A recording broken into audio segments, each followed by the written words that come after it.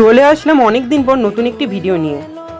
যেহেতু এই ভিডিওর অনেকগুলি পার্ট আছে, তাই এই ভিডিওটিকে আমি সিরিজ হিসেবেই বানিয়েছি। আর আজ এই সিরিজের পার্ট 1টি আমি আপনাদের সঙ্গে শেয়ার করব।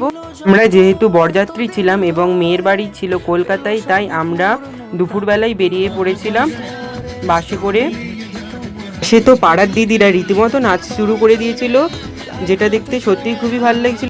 তবেই নাচ গান ও আনন্দ করে আমরা কলকাতার উদ্দেশ্যে রওনা দিয়েছিলাম। আমি এই প্রথম এইচএসের পর এত দূরের বিয়েবাড়ি অ্যাটেন্ড করলাম। বাইরের দিকে তাকাতে তাকাতে এবং নাচ গান আনন্দ গল্প গুজবে কি করে 3 ঘন্টা কেটে গেল বুঝতেই পারলাম না।